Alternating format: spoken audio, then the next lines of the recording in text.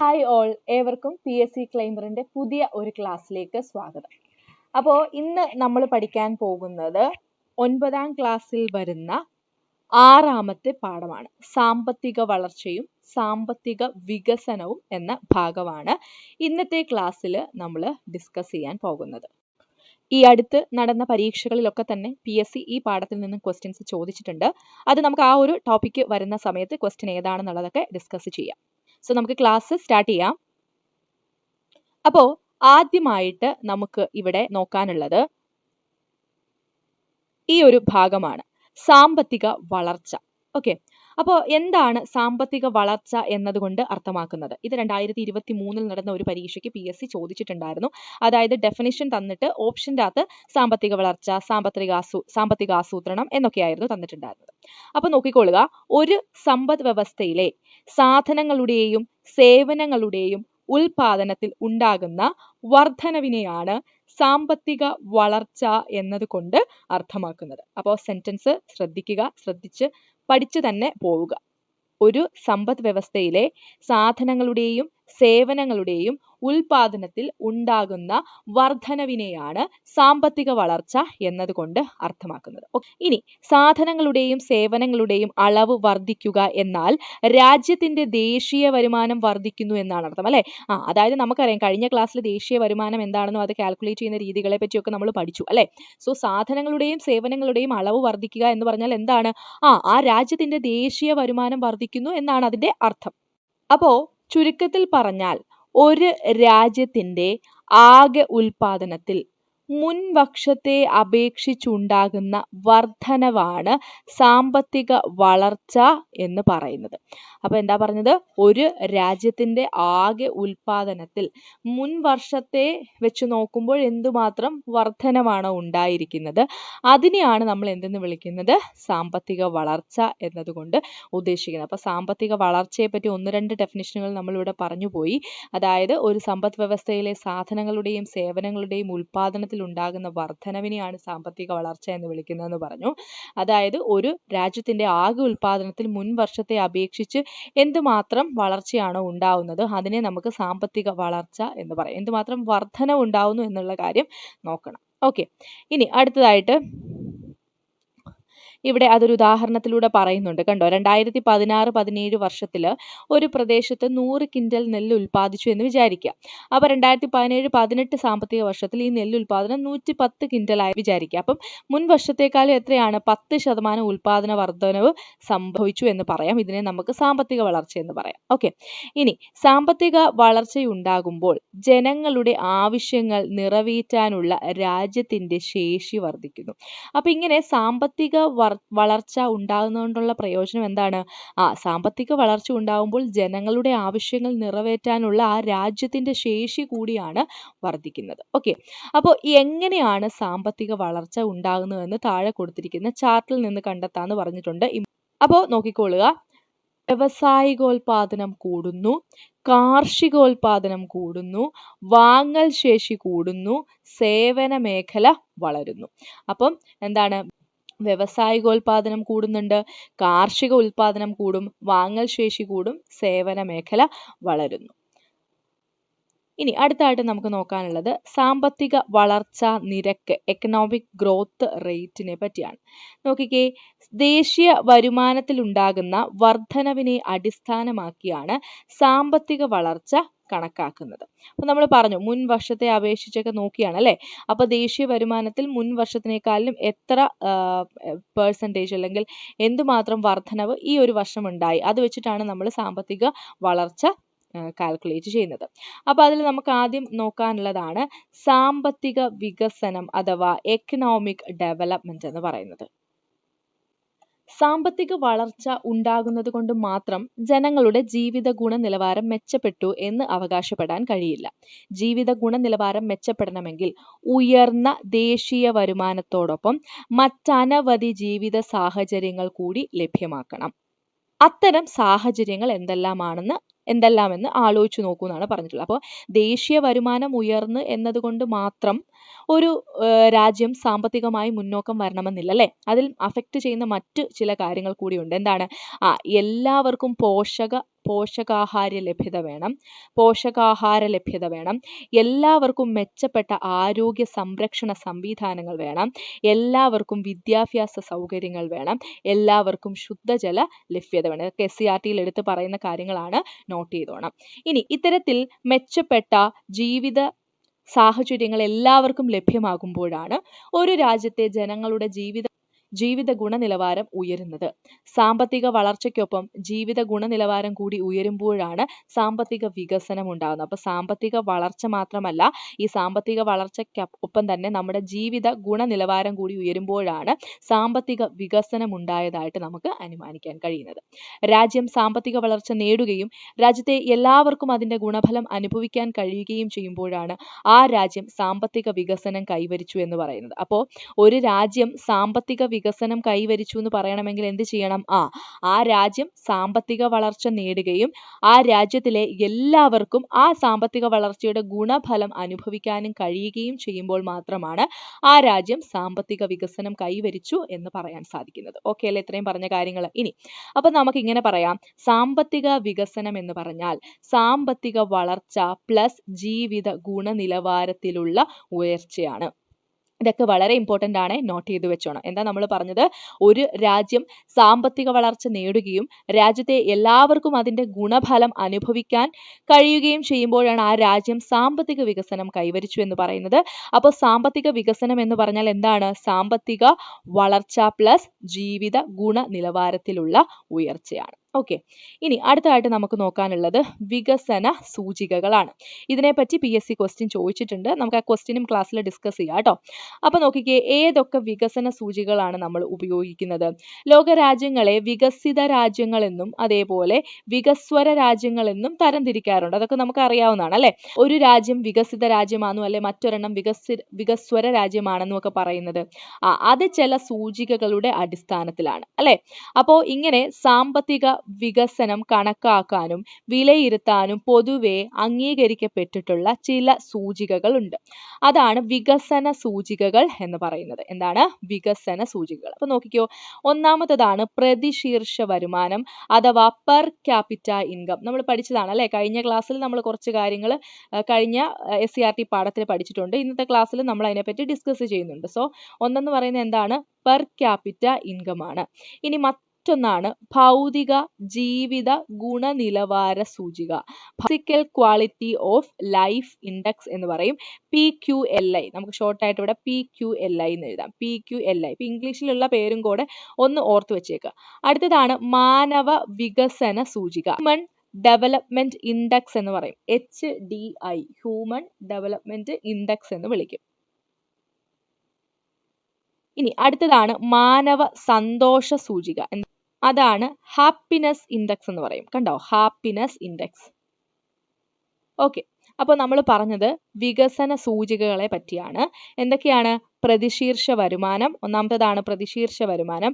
അടുത്തത് ഭൗതിക ജീവിത ഗുണനിലവാര സൂചിക അഥവാ PQLI. പിന്നെ അടുത്തത് മാനവ വികസന സൂചിക അല്ലെങ്കിൽ ഹ്യൂമൻ ഡെവലപ്മെന്റ് ഇൻഡെക്സ് HDI. അടുത്തതാണ് മാനവ സന്തോഷ സൂചിക അഥവാ ഹാപ്പിനെസ് ഇൻഡെക്സ്. ഇനി ഇത് ഓരോന്നും വെച്ചിട്ട് എങ്ങനെയാണ് നമ്മൾ വികസനം കാൽക്കുലേറ്റ് ചെയ്യുന്നതെന്ന് പറയാൻ പോവുകയാണ്. അപ്പോൾ ആദ്യമായിട്ട് നമ്മൾ നോക്കാൻ പോകുന്നത് പ്രതിശീർഷ വരുമാനം അഥവാ പെർ ക്യാപിറ്റ ഇൻകത്തിനെ പറ്റിയാണ്.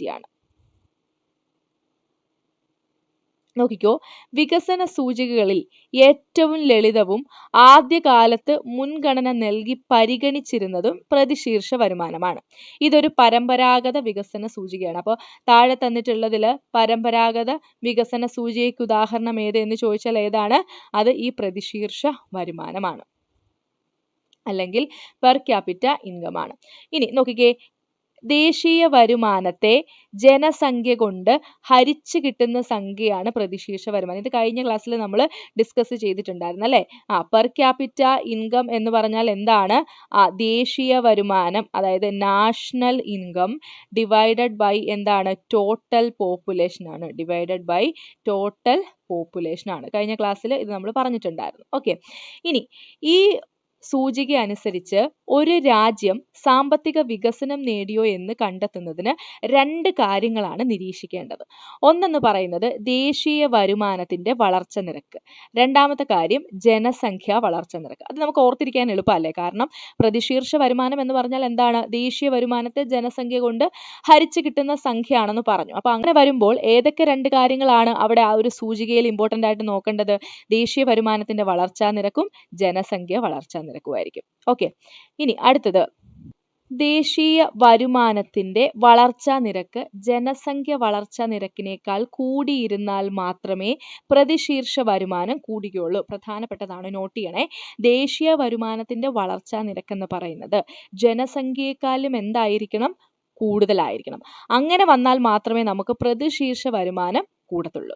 സോ പ്രതിശീർഷ വരുമാനത്തിലെ വർധനവ് വികസനത്തിന്റെ ഒരു സൂചികയാണ്. ഒരു രാജ്യത്തിന്റെ സാമ്പത്തിക വളർച്ചയെ മുൻ വർഷങ്ങളുടേതുമായി താരതമ്യം ചെയ്യുന്നതിനും വിവിധ രാജ്യങ്ങളുടെ സാമ്പത്തിക വളർച്ച താരതമ്യം ചെയ്യുന്നതിനും പ്രതിശീർഷ വരുമാനം പ്രയോജനപ്പെടുത്താം. ഓക്കെ, അപ്പോൾ ഇത് വളരെ ഇമ്പോർട്ടന്റ് ആയിട്ട് ഞാൻ ഒന്നുകൂടെ റിപ്പീറ്റ് ചെയ്ത് പറയുവാണേ.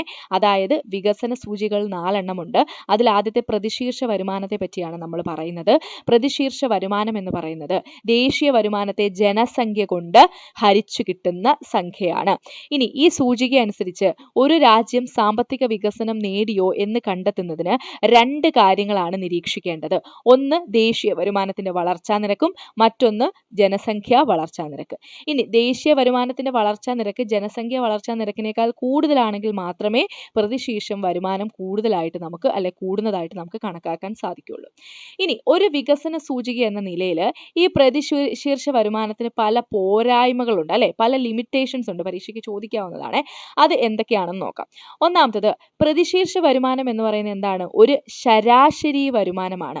ഉദാഹരണത്തിന് പറയുവാണെങ്കിൽ ഒരു രാജ്യത്തിന്റെ ആളോഹരി വരുമാനം 40,000 രൂപയാണെന്ന് കരുതുക. ഇതിനർത്ഥം ആ രാജ്യത്തെ ഓരോ വ്യക്തിയുടെയും കൈവശം ഇത്രയും വരുമാനം ലഭിക്കുന്നു എന്നല്ല. കോടികൾ വരുമാനമുള്ളവരും വരുമാനം തീരെ കുറഞ്ഞവരും ഈ കണക്കിൽ ഉൾപ്പെടും. അതിനാൽ ഇത് സംഖ്യാപരമായ കണക്കുകൂട്ടൽ മാത്രമാണ്. കണ്ടോ, അതായത് ഇപ്പൊ നമ്മൾ പറയുകയാണ് ഒരു സ്ഥലത്തെ ഈ ഒരു പെർ ക്യാപിറ്റ ഇൻകം എന്ന് പറയുന്നത് എന്താണ്, 40,000 രൂപയാണെന്ന് വിചാരിക്കുക. അതിനർത്ഥം എന്താണ്, ആ രാജ്യത്തെ എല്ലാവരുടെയും കയ്യിൽ ഈ വരുമാനം ലഭിക്കുന്നു എന്നല്ല. ആ രാജ്യത്തുള്ളവരിൽ ഒരുപാട് വരുമാനം ഉള്ളവരുടെയും വരുമാനമായിട്ട് 40,000 ആണ് കൂട്ടുന്നത്. ഒട്ടും വരുമാനം ഇല്ലാത്തവരുടെ വരുമാനമായിട്ട് നമ്മളിത് കാൽക്കുലേറ്റ് ചെയ്യുന്ന സമയത്ത് 40,000 ആണ് എടുക്കുന്നത്. സോ അതെന്താണ്, ഇതിന്റെ ഒരു ലിമിറ്റേഷൻ ആണ് അല്ലെ, കൃത്യമായിട്ടുള്ള ഒരു കണക്കുകൂട്ടൽ അല്ല അവിടെ നടക്കുന്നത്. അടുത്തതെന്ന് പറയുന്നത് പ്രതിശീർഷ വരുമാനത്തിന്റെ അടിസ്ഥാനത്തിൽ സാമ്പത്തിക വികസനം കണക്കാക്കുമ്പോൾ ദരിദ്ര സമ്പന്ന വിഭാഗങ്ങൾ നിലനിൽക്കുന്നുണ്ടെങ്കിൽ ജീവിത ഗുണമേന്മ കൈവരിച്ചു എന്ന് അവകാശപ്പെടാൻ കഴിയില്ല. അതായത് ഈ ഇത്തരത്തിൽ പ്രതിശീർഷ വരുമാനത്തിന്റെ അടിസ്ഥാനത്തിൽ നമ്മൾ സാമ്പത്തിക വികസനം നടത്തുമ്പോൾ ദരിദ്രരുണ്ടെങ്കിലും അതേപോലെ സമ്പന്ന വിഭാഗങ്ങളും അപ്പോഴും നിലനിൽക്കുന്നുണ്ടെങ്കിൽ ജീവിത ഗുണമേന്മ കൈവരിച്ചു എന്ന് നമുക്ക് അവകാശപ്പെടാനാവില്ല. അടുത്തതാണ് ജീവിത ഗുണമേന്മ വർദ്ധിപ്പിക്കുന്ന ഘടകങ്ങളായ വിദ്യാഭ്യാസം, പോഷകാഹാര ലഭ്യത, ആരോഗ്യ സംരക്ഷണം തുടങ്ങിയവ പ്രതിശീർഷ വരുമാനം എന്ന വികസന സൂചികയുടെ പരിധിയിൽ ഉൾപ്പെടുന്നില്ല. അപ്പൊ അതും കൂടെ നോട്ട് ചെയ്ത് വെച്ചേക്കണേ. അതായത് എന്താ പറഞ്ഞേ, ജീവിത ഗുണമേന്മ വർദ്ധിപ്പിക്കുന്ന ഘടകങ്ങളായിട്ടുള്ള വിദ്യാഭ്യാസം, പോഷകാഹാര ലഭ്യത, ആരോഗ്യ സംരക്ഷണം ഒന്നും പ്രതിശീർഷ വരുമാനത്തിൽ ഉൾപ്പെടുന്നില്ല. അപ്പം പ്രതിശീർഷ വരുമാനവുമായിട്ട് ബന്ധപ്പെട്ട് താഴെ പറയുന്നതിൽ തെറ്റായ സ്റ്റേറ്റ്മെന്റ് ഏത്, ശരിയായ സ്റ്റേറ്റ്മെന്റ് ഏത്, അങ്ങനെയൊക്കെ ചോദിക്കാവുന്നതാണ്. അടുത്തത് സാമ്പത്തിക വളർച്ചയ്ക്കപ്പുറം അതിന്റെ തുല്യമായ വിതരണം, അതുവഴി ഉണ്ടാകുന്ന സാമൂഹ്യ ക്ഷേമവും ഈ വികസന സൂചിക പരിഗണിക്കുന്നില്ല. സോ സാമ്പത്തിക വളർച്ചയ്ക്കപ്പുറം അതിന്റെ തുല്യമായ വിതരണത്തെ പറ്റിയോ അല്ലെങ്കിൽ അതുവഴി എന്ത് സാമൂഹ്യ ക്ഷേമമാണ് ഉണ്ടാവുന്നത് എന്നുള്ളതൊന്നും വികസന ഈ ഒരു പെർ ക്യാപിറ്റ ഇൻകത്തിൽ പരിഗണിക്കുന്നില്ല. സോ അതും എന്താണ്, ഒരു പോരായ്മയാണ്. സോ 4 പോരായ്മകൾ നമ്മൾ പഠിച്ചു, അത് കൃത്യമായിട്ട് പഠിച്ച് ഓർത്തു വെക്കുക. ഓക്കെ, ഇനി അടുത്ത രണ്ടാമതായിട്ട് നമുക്ക് നോക്കാനുള്ളത് ഭൗതിക ജീവിത ഗുണനിലവാര സൂചിക അഥവാ physical quality of life index PQLI പറ്റിയാണ്. ഒരു വികസന സൂചിക എന്ന നിലയിൽ പ്രതിശീർഷ വരുമാനത്തെക്കാൾ കുറച്ചുകൂടി ശാസ്ത്രീയമായ ഒരു സൂചികയുടെ അനിവാര്യത ഉയർന്നു വന്നു. തൽഫലമായി 1979 ഡേറ്റ് ഓർത്തോണേ, 1979 ഭൗതിക ജീവിത ഗുണനിലവാര സൂചിക പ്രയോഗത്തിൽ വന്നു.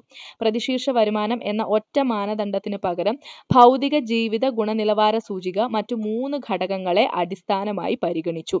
അത് വളരെ ഇമ്പോർട്ടന്റ് ആണ്. പ്രതിശീർഷ വരുമാനം എന്ന ഒറ്റ മാനദണ്ഡത്തിന് പകരം ഭൗതിക ജീവിത ഗുണനിലവാര സൂചിക മറ്റു 3 ഘടകങ്ങളെയും കൂടിയിട്ട് പരിഗണിച്ചു. അതെന്താണ്? പ്രതീക്ഷിത ആയുർദൈർഘ്യം, ശിശു മരണനിരക്ക്, അടിസ്ഥാന സാക്ഷരത. അപ്പൊ മറ്റേത് നമ്മൾ ദേശീയ വരുമാനത്തിന്റെയും പോപ്പുലേഷന്റെയും കാര്യത്തിൽ മാത്രം പറയുമ്പോൾ ഇവിടെ എന്താണ്? 3 ഫാക്ടേഴ്സിനെ എടുത്തു. ഒന്നാണ് പ്രതീക്ഷിത ആയുർദൈർഘ്യം, മറ്റൊന്ന് ശിശു മരണനിരക്ക്, മൂന്നാമത്തത് അടിസ്ഥാന സാക്ഷരത. അപ്പോൾ ഭൗതിക ജീവിത ഗുണനിലവാര സൂചിക സാമ്പത്തിക വികസനത്തെ വ്യത്യസ്തമായൊരു കാഴ്ചപ്പാടിലൂടെയാണ് നോക്കിക്കാണുന്നത്. അപ്പൊ അത്രയാണ് അതിനെപ്പറ്റി പഠിക്കാനുള്ളത്. അടുത്ത് നമുക്ക് മൂന്നാമത്തതിനെ പറ്റി നോക്കാം. മൂന്നാമത്തെ വികസന സൂചികയായിട്ടുള്ള മാനവ വികസന സൂചിക അഥവാ ഹ്യൂമൻ ഡെവലപ്മെന്റ് ഇൻഡെക്സ്. ഇത് വളരെ പ്രധാനപ്പെട്ടതാണ്, പരീക്ഷയ്ക്ക് ചോദിച്ചിട്ടുണ്ട്. ക്വസ്റ്റ്യൻ ഞാൻ കാണിക്കാം. ഓക്കെ, അപ്പൊ നോക്കിക്കേ, മാനവ വികസനം മാനദണ്ഡമാക്കിയുള്ള സാമ്പത്തിക വികസനമാണിത്. മാനവ വികസന സൂചിക എന്ന് പറയുന്നത് മാനവ വികസനം മാനദണ്ഡമാക്കിയിട്ടാണ് വരുന്നത്. ഇനി നമ്മുടെ ഐക്യരാഷ്ട്ര സമിതി, അതായത് ഏതാണ്? UNDP മാനവ വികസനം എന്ന ആശയത്തെക്കുറിച്ച് പറഞ്ഞിട്ടുള്ള ഒരു വാചകം ഇവിടെ പറഞ്ഞിട്ടുണ്ട്. ഇത് വളരെ ഇമ്പോർട്ടന്റ് ആണ്. കാരണം ഈ ഒരു വാചകം തന്നിട്ട് ഇത് ആര് പറഞ്ഞു എന്നുള്ള രീതിയിൽ ചോദിക്കുക. അപ്പൊ ശ്രദ്ധിച്ചോളുക. മാനവ വിഭവശേഷി മെച്ചപ്പെടുത്തുന്നതിന് ജനങ്ങൾക്ക് ലഭിക്കുന്ന അവസരങ്ങൾ വിപുലപ്പെടുത്തുന്ന പ്രക്രിയയാണ് മാനവ വികസനം. അപ്പൊ എന്താ UNDP പറയുന്നത്? മാനവ വിഭവശേഷി മെച്ചപ്പെടുത്തുന്നതിന് ജനങ്ങൾക്ക് ലഭിക്കുന്ന അവസരങ്ങൾ വിപുലപ്പെടുത്തുന്ന പ്രക്രിയയാണ് മാനവ വികസനം. ഓക്കെ, അപ്പൊ അതൊന്ന് ഓർത്തു വെച്ചേക്കുക. ഇനി അടുത്തത്, മാനവ വികസനം സാധ്യമാക്കുന്ന നിരവധി ഘടകങ്ങളുണ്ട്. ചില ഉദാഹരണങ്ങൾ നോക്കൂ എന്ന് പറഞ്ഞിട്ടുണ്ട്. മെച്ചപ്പെട്ട വിദ്യാഭ്യാസ സൗകര്യങ്ങൾ, മികച്ച ആരോഗ്യ സംരക്ഷണ സംവിധാനം, പിന്നെയോ കൂടുതൽ പരിശീലനം. ഇതെല്ലാമാണ് എന്താണ് മാനവ വികസനം സാധ്യമാക്കുന്ന ഘടകങ്ങൾ എന്ന് പറഞ്ഞത്. ഇനി മേൽപ്പറഞ്ഞവയെല്ലാം മാനവ വികസനത്തിലേക്ക് നയിക്കുന്നവയാണ്. ഇനി നാം അറിയേണ്ടത്, ഇത്തരത്തിൽ മാനവ വികസനം ഉണ്ടായാൽ അത് സാമ്പത്തിക വികസനത്തെ എങ്ങനെ സഹായിക്കും? നോക്കിക്കോ, അതായത് മികച്ച വിദ്യാഭ്യാസ സൗകര്യങ്ങൾ ഇതുവഴി ഉണ്ടാകുന്നു. അതുകൊണ്ട് തന്നെ കൂടുതൽ പേർ വിദ്യാഭ്യാസം നേടുന്നു. മികച്ച വിദ്യാഭ്യാസം ലഭിച്ചവർക്ക് നല്ല ജോലി സാധ്യത ഉണ്ടാകുന്നു. ജോലി ലഭിക്കുമ്പോൾ വരുമാനവും വാങ്ങൽ ശേഷിയും വർദ്ധിക്കുന്നു. മികച്ച ജീവിത സാഹചര്യങ്ങൾ നേടാൻ കഴിയുന്നു. കണ്ടോ, അങ്ങനെയാണ് അത് സാമ്പത്തിക വികസനത്തിനെ സഹായിക്കുന്നത്. ഇനി ഇവിടെ ഒരു കാര്യം പറഞ്ഞിട്ടുണ്ട്, മാനവ വികസന സൂചിക തയ്യാറാക്കുന്നത് 3 പ്രധാന ഘടകങ്ങൾ അടിസ്ഥാനപ്പെടുത്തിയാണ്. അവ താഴെ പറയുന്നു. അത് വളരെ ഇമ്പോർട്ടന്റ് ആണ്. നമ്മൾ മുമ്പ് പറഞ്ഞ പോലെ ഫിസിക്കൽ ക്വാളിറ്റി ലൈഫ് ഇൻഡെക്സിന്റെ പറഞ്ഞ പോലെ തന്നെ. അത് ഏതൊക്കെയാണ്? ഒന്നാണ് പ്രതിശീർഷ വരുമാനം, അതായത് എന്താണ്? പെർ ക്യാപിറ്റ ഇൻകം ഇവിടെ എടുക്കുന്നുണ്ട്. അതേപോലെ സാക്ഷരതയും മൊത്ത സ്കൂൾ പ്രവേശന നിരക്കും. പിന്നെ വരുന്ന ഏതാണ്? ആയുർദൈർഘ്യം. അപ്പൊ പ്രതിശീർഷ വരുമാനം, സാക്ഷരതയും മൊത്ത സ്കൂൾ പ്രവേശന നിരക്കും, ആയുർദൈർഘ്യം. ഇത് ഏത് തയ്യാറാക്കുമ്പോൾ കൺസിഡർ ചെയ്യുന്നതാണ്? മാനവ വികസന സൂചിക തയ്യാറാക്കുമ്പോൾ കൺസിഡർ ചെയ്യുന്നതാണ്.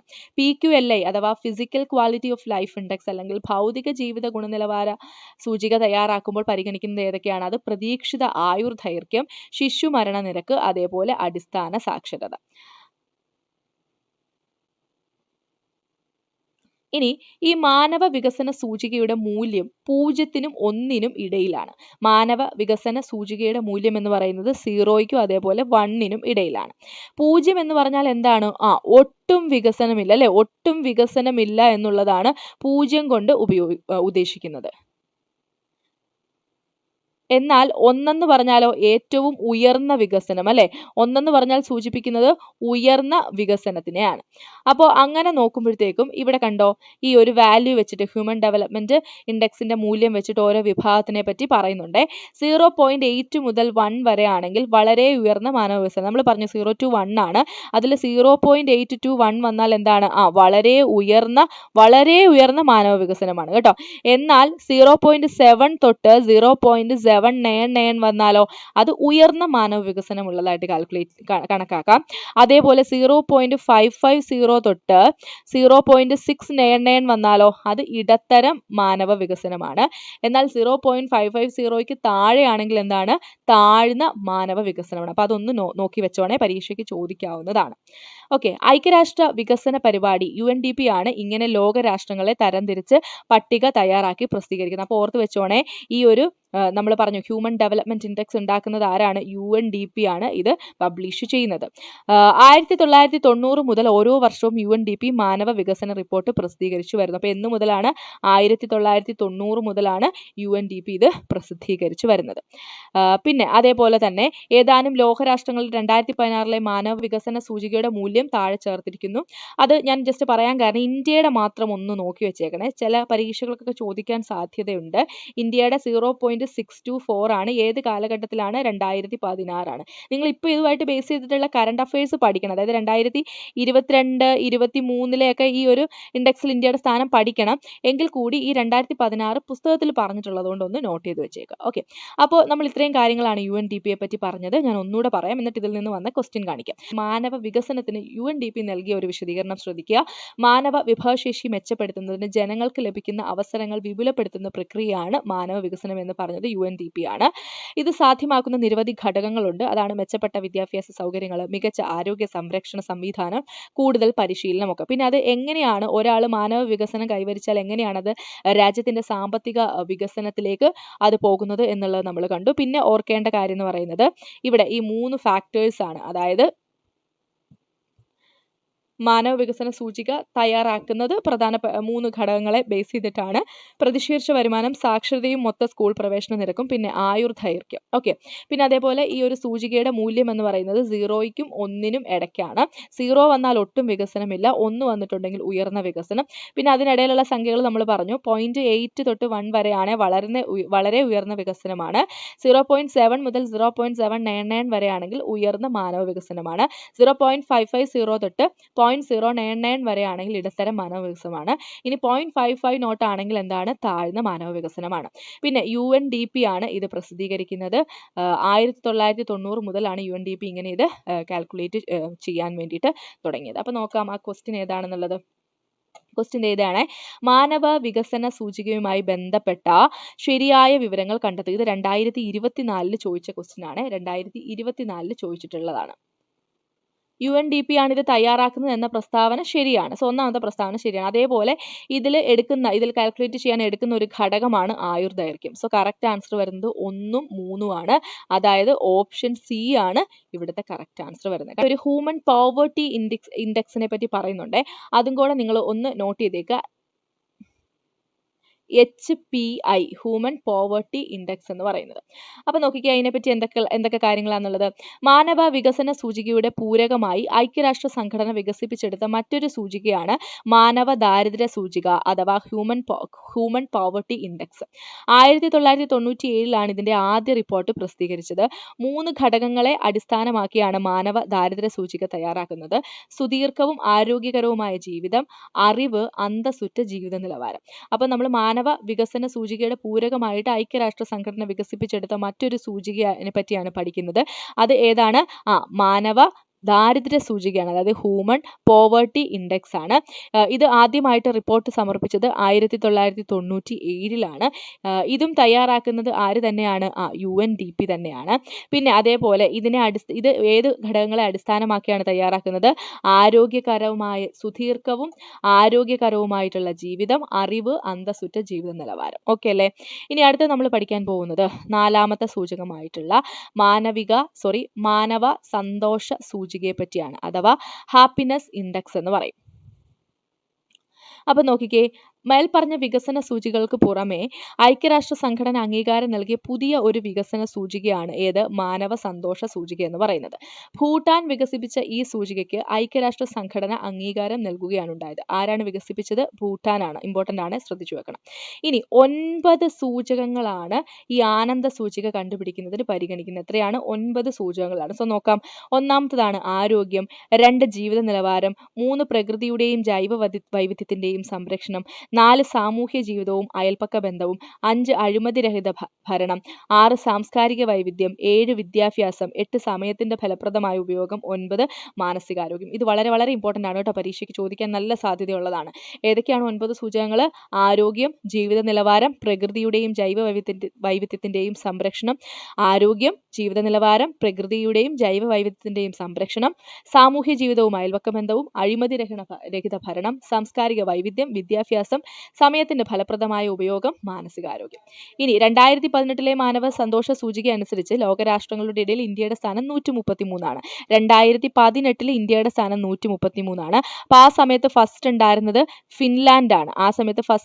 ഫിൻലാൻഡ് ആണ്. സെക്കൻഡ് ആണെങ്കിൽ നോർവേ ആണ്. തേർഡ് വരുന്നത് ഡെൻമാർക്ക് ആണ്. അപ്പൊ 2018 കാര്യം ഒന്ന് ഓർത്ത് വെച്ചേക്ക്, പാഠപുസ്തകത്തിൽ പറയുന്നത് കൊണ്ട്. ഇനി സാമ്പത്തിക വളർച്ചയും സാമ്പത്തിക വികസനവും തമ്മിലുള്ള വ്യത്യാസങ്ങളാണ് പറയുന്നത്. പരസ്പരം ബന്ധപ്പെട്ടതാണെന്ന് പറഞ്ഞാലും ചില വ്യത്യാസങ്ങളുണ്ട്, അതൊന്ന് നോക്കാം. സാമ്പത്തിക വളർച്ച എന്ന് പറഞ്ഞാൽ ഉൽപാദനത്തിലും വരുമാനത്തിലുമുള്ള വർധനവാണ്. അതേപോലെ തന്നെ ദേശീയ വരുമാനത്തിലെ വളർച്ചയാണ് ഇതിന്റെ അളവുകോൽ. അപ്പൊ ഉൽപാദനത്തിലും വരുമാനത്തിലുമുള്ള വർധനവാണ്, ദേശീയ വരുമാനത്തിലെ വളർച്ചയാണ് അളവുകോൽ. ഇനി സാമ്പത്തിക വളർച്ച സംഖ്യാപരമായിട്ട് സൂചിപ്പിക്കുന്ന ഒന്നാണ്. അതേപോലെ സാമ്പത്തിക ഘടകങ്ങൾക്ക് മാത്രമാണ് ഇത് ഊന്നൽ നൽകുന്നത്. വളർച്ച കാല അളവിൽ സംഭവിക്കുന്നതാണ്. സാമ്പത്തിക വികസനം എന്ന് പറഞ്ഞാൽ എന്താണ്? ജീവിത ഗുണനിലവാരത്തിൽ ഉണ്ടാകുന്ന ഉയർച്ചയാണ്. ഭൗതിക ജീവിത ഗുണനിലവാര സൂചിക, അതേപോലെ മാനവ വികസന സൂചിക, ഇതിനെയൊക്കെ അളവുകോലാക്കുന്നു. പിന്നെ അടുത്ത എന്താണ്? ഗുണപരമായിട്ടുള്ള മാറ്റം സൂചിപ്പിക്കുന്നു. സാമ്പത്തികവും സാമൂഹികവുമായ ഘടകങ്ങൾക്ക് ഊന്നൽ നൽകുന്നു. വികസനം ദീർഘകാലയളവ് കൊണ്ടാണ് സംഭവിക്കുന്നത്. ഓക്കെ. അതേസമയം സാമ്പത്തിക വളർച്ചയിലാണെങ്കിൽ കുറച്ചു കാലം കൊണ്ട് തന്നെ വളർച്ച സാധിക്കും. അപ്പം ഇതാണ് ഇതിന്റെ തമ്മിലുള്ള ഡിഫറൻസ്, ഒന്ന് നോട്ട് ചെയ്തേക്കുക. ഇനി അടുത്ത ഒരു ക്വസ്റ്റ്യൻ ആണ്, അല്ലെങ്കിൽ അടുത്ത് ചോദിക്കാൻ സാധ്യതയുള്ള ഒരു കാര്യമാണ്, ഇന്ത്യയിൽ വികസനം നേരിടുന്ന പ്രധാനപ്പെട്ട വെല്ലുവിളികൾ ഏതൊക്കെയാണ്? അല്ലെ, നല്ല ഒരു ക്വസ്റ്റ്യൻ തന്നെയാണ് ഇപ്പൊ ചോദിക്കാൻ പറ്റിയത്. അപ്പൊ നോക്കിക്കേ, ഇന്ത്യയിലെ വികസനം നിരവധി വെല്ലുവിളികൾ നേരിടുന്നുണ്ട്. അതിൽ ഏറ്റവും പ്രധാനമാണ് ദാരിദ്ര്യം. സോ ഒന്നാമത്തെ ഏതാണ്? ദാരിദ്ര്യമാണ്. രണ്ടാമത്തത് തൊഴിലില്ലായ്മയാണ്. മൂന്നാമത്തത് അസമത്വമാണ്. അത് നമ്മൾ മുന്നോട്ട് പഠിക്കുവേ. അപ്പൊ ഒന്നെന്താണ്? ദാരിദ്ര്യമാണ്. പ്ലാനിംഗ് കമ്മീഷന് വേണ്ടി രംഗരാജൻ പാനൽ തയ്യാറാക്കിയ കണക്ക് പ്രകാരം 2011-12 29.5% ആളുകൾ ദരിദ്രരാണ്. ഇന്ത്യയിൽ 2011-12 കാലഘട്ടത്തിൽ 29.5 ആളുകൾ ദരിദ്രരാണ്. ദാരിദ്ര്യത്തെ കൂടാതെ നിരക്ഷരത, പോഷകാഹാരക്കുറവ്, കടുത്ത സാമ്പത്തിക അസമത്വങ്ങൾ, പട്ടിണി മരണം, തൊഴിലില്ലായ്മ എന്നീ പ്രശ്നങ്ങൾ വികസിത രാജ്യങ്ങളിൽ നിലനിൽക്കുന്നുണ്ട്. അപ്പം ദാരിദ്ര്യം പറഞ്ഞു, തൊഴിലില്ലായ്മ പറഞ്ഞു, അസമത്വം പറഞ്ഞു, പിന്നെ അതേപോലെ എന്താണ്? നിരക്ഷരത പറയാം, അതേപോലെ പോഷകാഹാരക്കുറവ്, പിന്നെയോ കടുത്ത സാമ്പത്തിക അസമത്വങ്ങൾ, പട്ടിണി മരണമൊക്കെ എന്താണ്? തൊഴിലില്ലായ്മയൊക്കെ ഈ ഒരു വികസിത രാജ്യങ്ങളിൽ നിലനിൽക്കുന്നുണ്ട്. തൊഴിലില്ലായ്മയാണ് ഇന്ത്യ നേരിടുന്ന മറ്റൊരു വെല്ലുവിളി. അപ്പൊ ആദ്യത്തെ ഇന്ത്യ നേരിടുന്ന വെല്ലുവിളിയാണ് ദാരിദ്ര്യം. പിന്നെ എന്താണ്? തൊഴിലില്ലായ്മയാണ്. കഴിഞ്ഞ 20 വർഷത്തിലധികമായി കാണുന്ന ഒരു പ്രവണത, നമുക്ക് സാമ്പത്തിക വളർച്ച 8 മുതൽ 9% വരെ ഉണ്ടെങ്കിലും തൊഴിലിന്റെ വളർച്ചാ നിരക്ക് 1% അതിൽ താഴെയോ എന്നതാണ്. സോ സാമ്പത്തിക വളർച്ച പുതിയൊരു തൊഴിലവസരങ്ങൾ ഉണ്ടാക്കുന്നില്ലെന്ന് അർത്ഥം. ഓക്കെ. അപ്പൊ ഒന്നാമത്തത് എന്തായിരുന്നു? ദാരിദ്ര്യം. രണ്ടാമത്തത് തൊഴിലില്ലായ്മ. മൂന്നാമത്തെ എന്താണ്? മറ്റൊരു പ്രശ്നമാണ് അസമത്വം അഥവാ ഇന്നീക്വാലിറ്റി തന്നെ 3 തരത്തിലുണ്ട്. സമ്പത്തിലുള്ള അസമത്വമുണ്ട്, വരുമാനത്തിലുള്ള അസമത്വമുണ്ട്, ഭൂപ്രദേശങ്ങൾ തമ്മിലുള്ള അസമത്വമുണ്ട്. ഈ 3 തരത്തിലുള്ള അസമത്വങ്ങളും ഇന്ത്യയിൽ വളരെ രൂക്ഷമാണ്. രാജ്യത്തിന്റെ മൊത്തം സമ്പത്തും രാജ്യത്തിലെ ലഭ്യമായ വരുമാനത്തിലും ജനങ്ങൾക്കുള്ള പങ്കിന്റെ അടിസ്ഥാനത്തിലാണ് യഥാക്രമം സമ്പത്തിലുള്ള അസമത്വവും വരുമാനത്തിലുള്ള അസമത്വവും കണക്കാക്കുന്നത്. അപ്പൊ അത് ജസ്റ്റ് എന്തൊക്കെയാണെന്നുള്ളത് മാത്രം ഒന്ന് മനസ്സിലാക്കി വെച്ചാൽ മതി. ഇനി അടുത്തായിട്ട് നമുക്കിവിടെ പഠിക്കാനുള്ളതാണ് സുസ്ഥിര വികസനം അഥവാ സസ്റ്റൈനബിൾ ഡെവലപ്മെന്റ് എന്ന് പറയുന്നത്. ഇത് വളരെ പ്രധാനപ്പെട്ട ഒരു ഭാഗമാണ്, പലതവണ പരീക്ഷകളിൽ ചോദിക്കാറുണ്ട്. അപ്പൊ ആദ്യത്തെ ഈ ഒരു പാരഗ്രാഫ് അത്ര പഠിക്കാനൊന്നും ഇല്ലെങ്കിലും ജസ്റ്റ് ഞാനൊന്ന് വായിക്കുകയാണ്. ഏതൊരു സമ്പദ് വ്യവസ്ഥയുടെയും മുഖ്യ ലക്ഷ്യം സാമ്പത്തിക വികസനമാണെന്ന് മനസ്സിലായല്ലോ. സാമ്പത്തിക വികസനത്തിലൂടെ നിരവധി മാറ്റങ്ങളാണ് നമുക്ക് ചുറ്റും ഉണ്ടാകുന്നത്. ഉദാഹരണത്തിന് മികച്ച ഗതാഗത സൗകര്യങ്ങൾ ഉണ്ടാകുന്നു, നഗരവൽക്കരണം ത്വരിതപ്പെടുന്നു, വ്യവസായശാലകളുടെ എണ്ണം വർദ്ധിക്കുന്നു. ഇത്തരം മാറ്റങ്ങൾ മനുഷ്യജീവിതത്തിന്റെ ഗുണനിലവാരവും രാജ്യങ്ങളുടെ സാമ്പത്തിക സ്ഥിതിയും മെച്ചപ്പെടുത്തും എന്ന കാര്യത്തിൽ സംശയമില്ല. എന്നാൽ മനുഷ്യന്റെ അനിയന്ത്രിതമായ ത്വര അടങ്ങുന്നില്ല. അത് വിഭവങ്ങൾ അമിതമായി ചൂഷണം ചെയ്യുന്നതിലേക്കും പ്രകൃതിയെ നശിപ്പിക്കുന്നതിലേക്കും മനുഷ്യനെ കൊണ്ടുചെന്നെത്തിക്കുന്നു. നഗരവൽക്കരണത്തിന്റെയും കൃഷിയുടെയും വാണിജ്യവൽക്കരണത്തിന്റെയും എല്ലാം ഫലങ്ങളായി ഉണ്ടാകുന്ന ചില പ്രശ്നങ്ങളാണ് ആ ഒരു ചിത്രത്തിൽ കാണിച്ചിട്ടുണ്ട്. അതിനെപ്പറ്റിയാണ് പറയുന്നത്. അപ്പോൾ സാമ്പത്തിക വളർച്ച ലക്ഷ്യമിട്ട് മനുഷ്യൻ നടത്തുന്ന പ്രവർത്തനങ്ങൾ പലപ്പോഴും പ്രകൃതി വിഭവങ്ങളുടെ ശോഷണത്തിനും പരിസ്ഥിതി നാശത്തിനും ഇടയാക്കുന്നു. നമ്മുടെ നാട്ടിൽ പ്രതിദിനം ഉയരുന്ന കെട്ടിടങ്ങൾക്കും റോഡുകൾക്കുമായി പാറകളും മലകളും കുന്നുകളും ക്രമാതീതമായി നിരപ്പാക്കുമ്പോൾ അത് മനുഷ്യരുടെ ജീവിതത്തെയും പ്രാദേശിക കാലാവസ്ഥയും ദോഷകരമായി ബാധിക്കുന്നു. ഇത്തരം പ്രശ്നങ്ങൾ രാജ്യത്തിന്റെ സാമ്പത്തിക വളർച്ച സാധ്യമാക്കുമെങ്കിലും ഒരു വിഭാഗം ജനങ്ങളുടെ ജീവിതത്തിൽ പ്രശ്നങ്ങൾ സൃഷ്ടിക്കുന്നു. അപ്പൊ അതൊക്കെ ജസ്റ്റ് അവിടെ പറഞ്ഞിരിക്കുകയാണ്. ഇനി നമുക്കിവിടെ നോക്കേണ്ടത് എന്താണ് സുസ്ഥിര വികസനം. ഈ സെന്റൻസ് പഠിച്ചു വെച്ചോണേ. നമുക്ക് വേണ്ടത് മാനവമുഖമുള്ള പരിസ്ഥിതിക്ക് ആഘാതമേൽപ്പിക്കാത്ത ഒരു വികസന സമീപമാണ്, അഥവാ സുസ്ഥിര വികസനമാണ്. സോ സുസ്ഥിര വികസനം എന്ന് പറഞ്ഞാൽ എന്താണ്? പരിസ്ഥിതിക്ക് കോട്ടം തട്ടാതെയുള്ള വികസനമാണ്. ഇനി ഐക്യരാഷ്ട്ര സംഘടന നിയമിച്ച ഒരു കമ്മീഷനുണ്ട്, ബ്രണ്ട്ലാൻഡ് കമ്മീഷൻ എന്ന് പറയും. ഈ ബ്രണ്ട്ലാൻഡ് കമ്മീഷൻ സുസ്ഥിര വികസനത്തിന് നൽകുന്ന ഒരു നിർവചനമുണ്ട്. ഇത് വളരെ ഇമ്പോർട്ടന്റ് ആണ്. വരും തലമുറയ്ക്ക് അവരുടെ ആവശ്യങ്ങൾ നിറവേറ്റാനുള്ള കഴിവിൽ കുറവ് വരുത്താതെ ഇന്നത്തെ തലമുറ അവരുടെ ആവശ്യങ്ങൾ നിറവേറ്റുന്ന സമീപനമാണ് എന്ത്? സുസ്ഥിര വികസനം. വരും തലമുറയ്ക്ക് അവരുടെ ആവശ്യങ്ങൾ നിറവേറ്റാനുള്ള കഴിവിൽ കുറവ് വരുത്താതെ ഇന്നത്തെ തലമുറ അവരുടെ ആവശ്യങ്ങൾ നിറവേറ്റുന്ന സമീപനമാണ് സുസ്ഥിര വികസനം. ഇനി പ്രകൃതി വിഭവങ്ങൾ ഒരു തലമുറയ്ക്ക് മാത്രം അനുഭവിക്കാനുള്ളതല്ല, വരും തലമുറയ്ക്ക് കൂടി അവകാശപ്പെട്ടതാണ് എന്ന കാഴ്ചപ്പാടാണ് സുസ്ഥിര വികസനത്തിന്റെ കാതൽ. അപ്പൊ എന്താണ് സുസ്ഥിര വികസനത്തിന്റെ കാതൽ? പ്രകൃതി വിഭവങ്ങൾ ഒരു തലമുറയ്ക്ക് മാത്രം അനുഭവിക്കാനുള്ളതല്ല, വരും തലമുറയ്ക്ക് കൂടി അവകാശപ്പെട്ടതാണ് എന്ന കാഴ്ചപ്പാടാണ്. ഓക്കെ. ഇനി സുസ്ഥിര വികസനത്തിന് 3 പ്രധാനപ്പെട്ട ലക്ഷ്യങ്ങളുണ്ട്. ഒന്നാണ് പാരിസ്ഥിതിക ലക്ഷ്യങ്ങൾ, മറ്റൊന്നാണ് സാമ്പത്തിക ലക്ഷ്യങ്ങൾ, മൂന്നാമത്തത് സാമൂഹ്യ ലക്ഷ്യങ്ങൾ. 1 പാരിസ്ഥിതിക ലക്ഷ്യങ്ങൾ, 2 സാമ്പത്തിക ലക്ഷ്യങ്ങൾ, 3 എന്ന് പറയുന്നത് സാമൂഹിക ലക്ഷ്യങ്ങൾ. ഓക്കെ. അപ്പം അത്രയും കാര്യങ്ങൾ മാത്രമാണ് ഈ ഒരു പാഠത്തിൽ പഠിക്കാനുള്ളത്. ഇതിൽ നിന്നും പരീക്ഷയ്ക്ക് സുസ്ഥിര വികസനവും ഒക്കെ ആയിട്ട് റിലേറ്റ് ചെയ്തിട്ടുള്ള ക്വസ്റ്റ്യൻസ് ചോദിച്ചിട്ടുണ്ട്. സോ എല്ലാവരും നന്നായിട്ട് തന്നെ പഠിക്കുക. സോ ഇന്നത്തെ ക്ലാസ് നമ്മൾ വൈൻഡപ്പ് ചെയ്യാണ്. Thank you.